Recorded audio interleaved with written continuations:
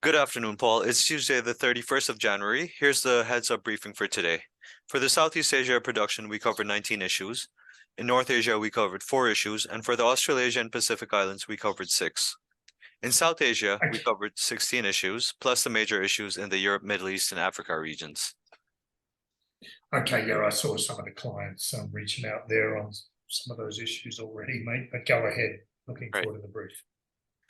Paul, in Jakarta, Indonesia, Islamist groups protested at the Swedish embassy yesterday. They have threatened more protests over the Quran burning incident.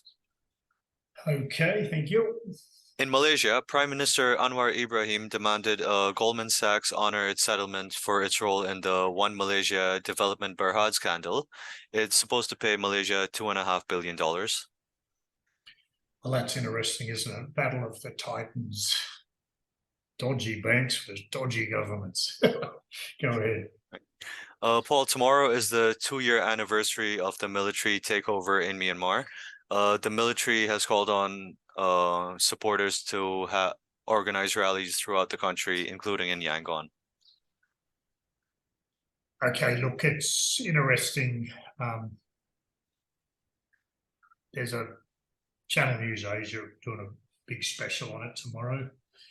Really need to allocate one of our Myanmar dudes onto that, okay, because there'll be a wealth of information there and data that only CNA would have money and time and access to. So background, we really need to supplement what we're doing in Myanmar with that particular crisis because they're pretty much covering it all day. Okay.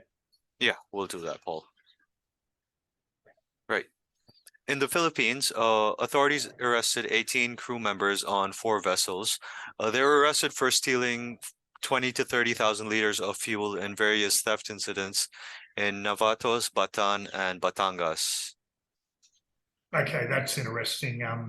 Can you just get somebody to email me that specific information? I need to reach out to Yep. our guy in the Philippines and let him know specifically to look into that in relation to some port security stuff we're doing at the moment.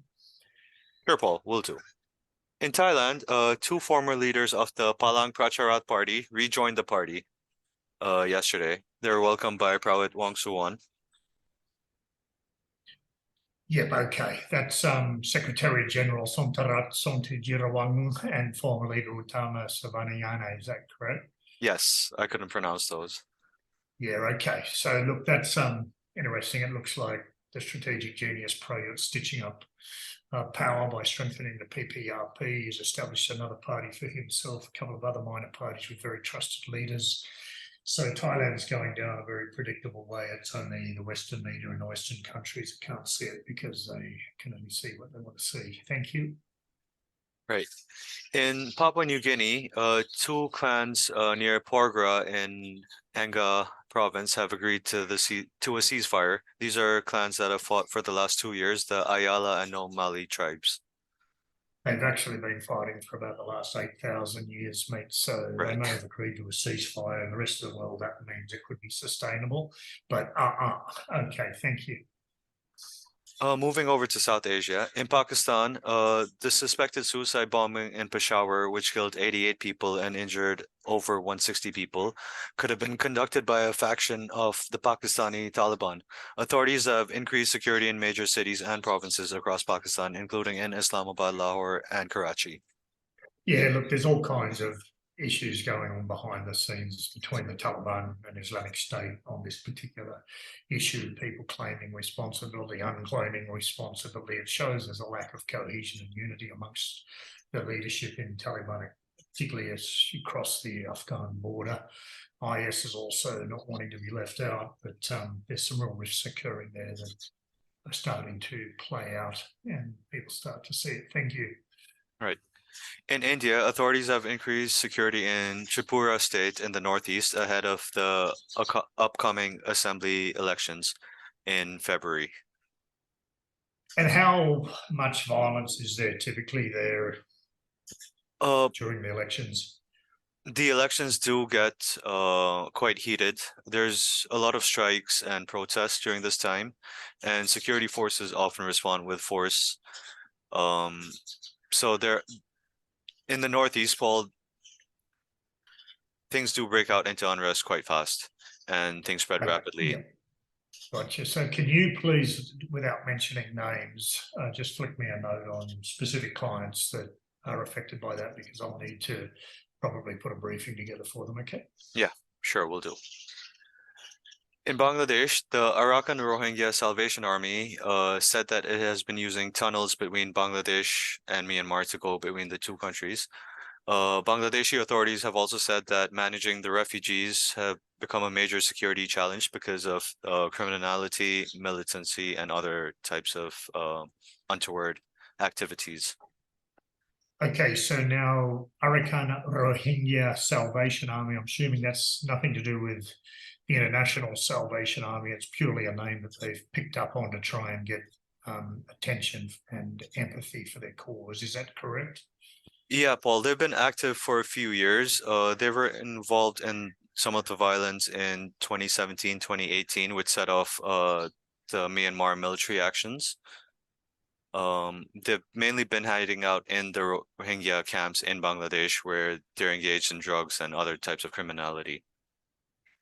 Okay, like most of those authorities, military and political authorities in the independent states, they're doing their own thing to compete against, particularly the Myanmar government, seeking safe havens across the borders. It's interesting they picked up the Salvation Army name, though. That's what I was really speaking of. I mean, there's a security guarding company in Indonesia called SAS, which is a similar sort of thing, right? I want some credibility and I want some attention without having to do the hard yards. So I'll just pick up on a flashy name that's recognised. All right, thank you. Right. Paul, in Sri Lanka, port workers in Colombo have threatened to hold disruptive strikes over the new income tax regime announced by the government. Okay, thank you. And look, the briefing that Mithma will give me and you on Sri Lanka, I'm sorry, I'm going to have to delay that until Sure. tomorrow, and the one on Libya we're going to have to delay till Thursday, and the Melanesian Highland one to Friday. Okay. Sure, we'll do that, Paul. No worries. And Lastly, yep, same with the Italy one. Yep. Thanks. Go ahead. yep. Lastly, Paul, the Europe, Middle East, and Africa region. So Ukrainian President Zelensky warned of a new Russian offensive in the Donbas region after Russian troops have made gains in the east. And US President Biden said that right now they will not send F-16s to Ukraine. And Germany's also said they won't send their fighter jets. It's interesting that they both agreed to send tanks against Germany's will. Again, I mean, Germany was coerced, pressured into doing what Uncle Sam wanted. The fact that they then haven't backed that up with aircrafts, kind of like, we want to help, but we don't want to help too much. You know, like, can you like sort it out? Oh, look, we know we have a big part in expanding NATO, creating a non-existential threat on your border. So Russia decided to attack you, but now can you guys just sort it out, because we really don't want to use our jets. We'll be needing those for other things we want to provoke. Namely, Taiwan's much bigger than we realised when we decided to back Taiwan over the emerging superpower, which may become indeed the superpower. Okay, mate. Right. Last thing, Paul. In Nigeria, President Buhari's convoy was attacked while he was commissioning infrastructure projects in Kano State. Rampant insecurity has been leading to fears of a lot of election-related unrest and vote rigging. The elections will be held on the 25th of February. Okay, and were there any fatalities in his convoy and his protection team? It's not clear. Security forces managed to disperse the protesters. Some of the protesters may have been injured. Yep, okay. Just get me an exact location Yep. on that, both a macro where it is in Nigeria and the exact specific location zoomed in, okay? Yeah, sure, we'll do, Paul. That's a brief for today. Anything else from you? No, I'll see you on the next meeting. I'll flick Yep. your Zoom and we'll get rugger, okay? Cheers. All right. Thanks, Paul.